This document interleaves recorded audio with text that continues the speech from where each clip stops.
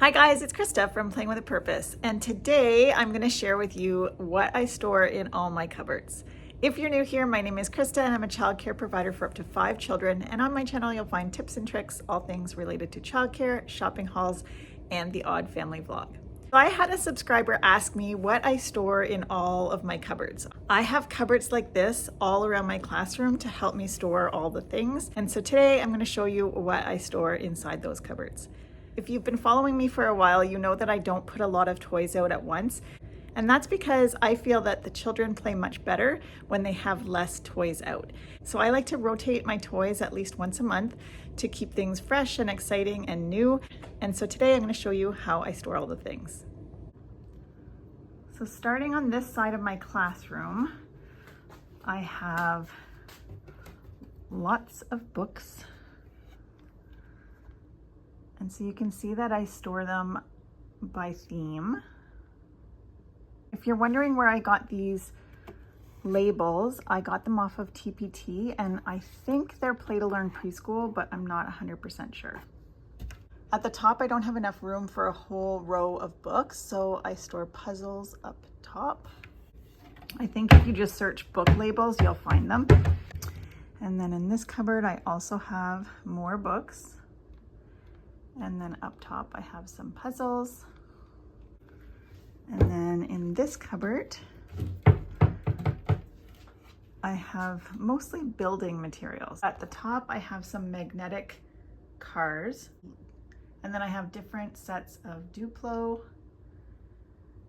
I have a Castle Melissa and Doug set. I have some Wedgets. In this cupboard, I have some Melissa and Doug cardboard building blocks. And then I also have some different Grimms. This one's new, I haven't used it yet. I have the water, the fire building toys. And then I also store some microscopes. This is a sound toy that I have, and this is just a geo-matching block set. At the top here, I have a little projector. Just a couple of different activities up here. I have teaching touchables, I have the way to play roads, and then I have some different see-through blocks, and then these are dressing frames.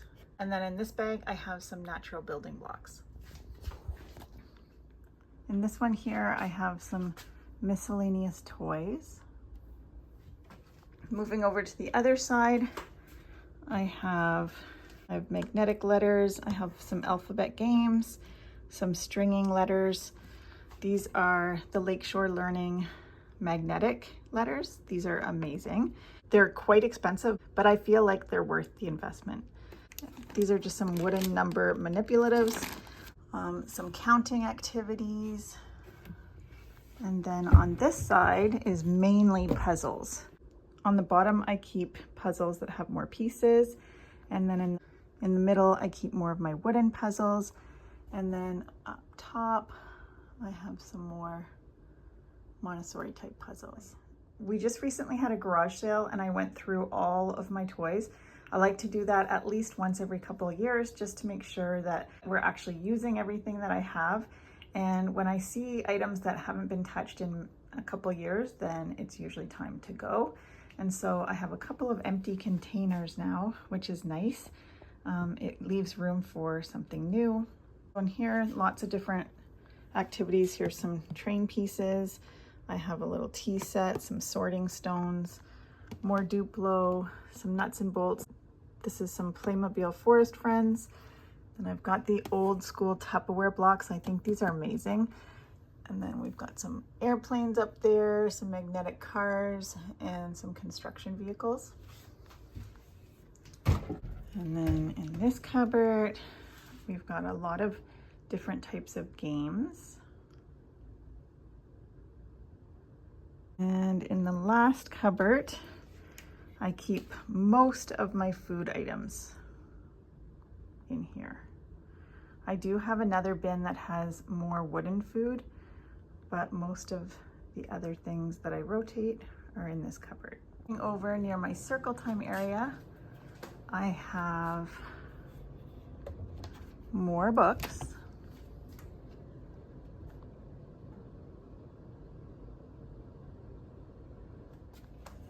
And over here, more books.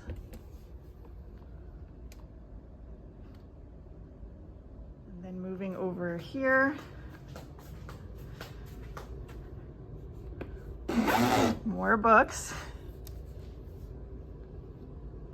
And then up top is where I keep the curriculum. And then in this middle cupboard here, I have some more activities. I often use these as table time activities.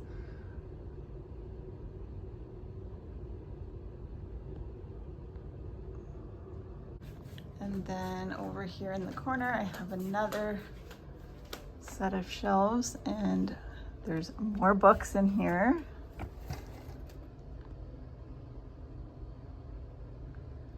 I'm sure it seems like I have a lot of books. Keep in mind that we always have different themes running, so there's a lot of different books for a lot of different topics.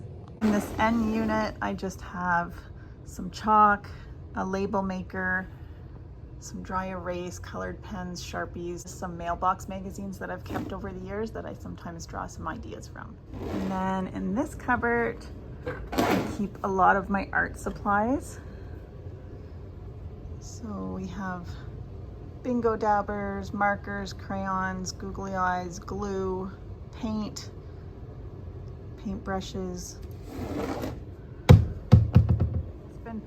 These two were new and I hadn't put anything in it, and recently I've just been kind of shoving things in there, and so they need to be sorted.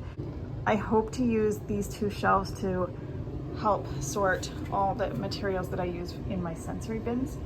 So I do have these ones already for sensory bin materials.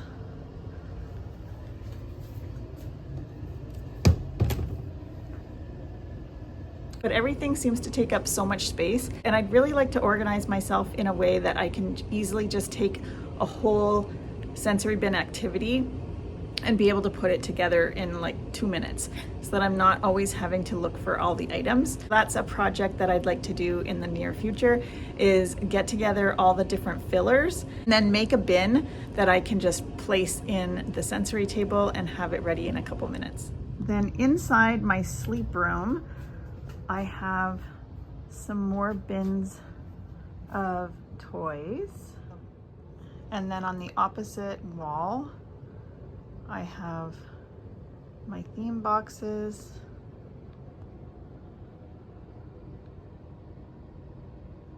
So most of my play materials are put in bins according to the theme. And so we have All About Me, I have hockey, insects, fall,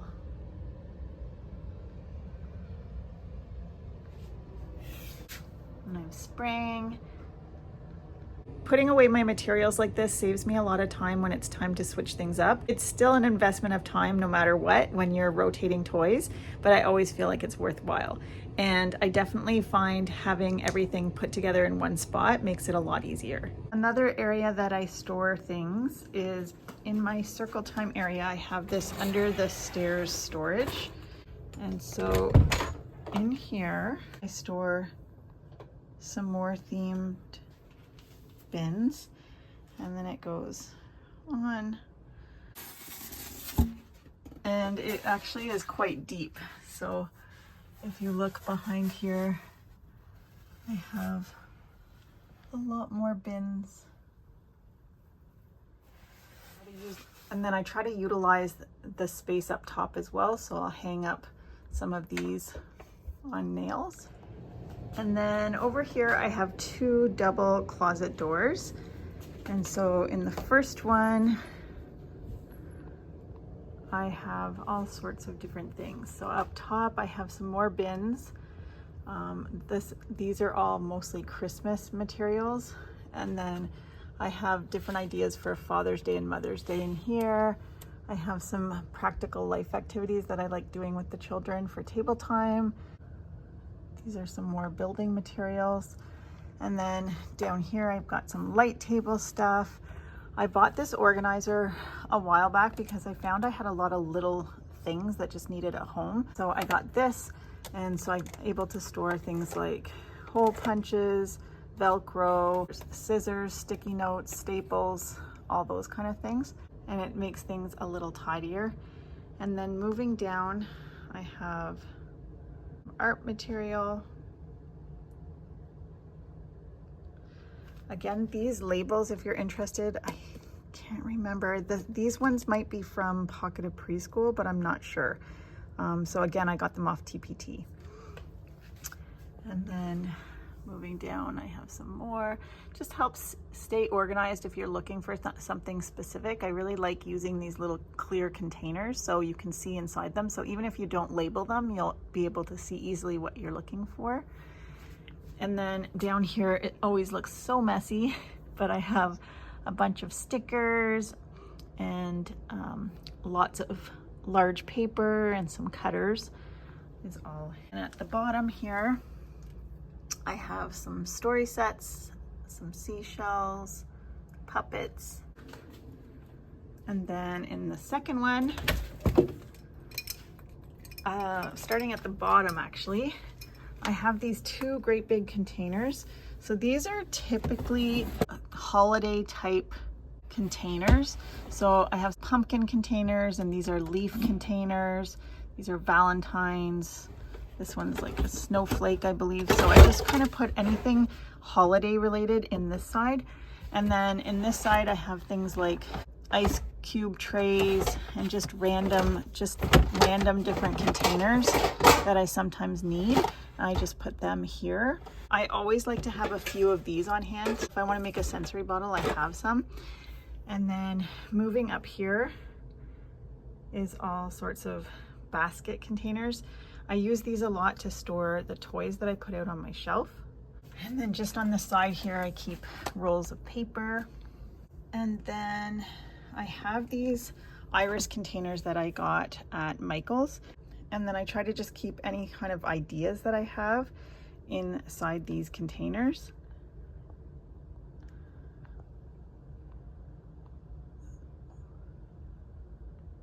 And then over here, lots of different Play-Doh materials.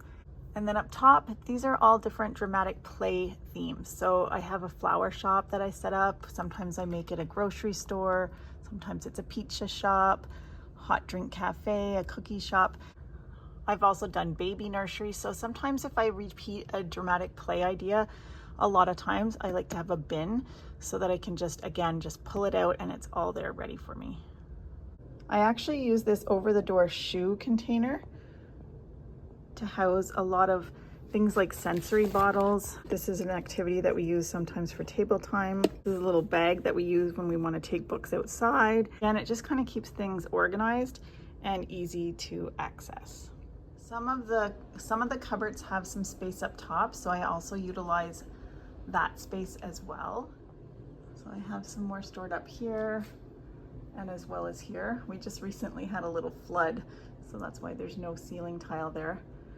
I also have this little station here. In the summer, 90% of our day is spent outside, and so I don't do this, but typically in the school year, if I have a craft activity or different ideas for circle time, I'll fill these up for each day on a Friday afternoon so that I'm organized for the following week. And these are just different materials that I have for science and math.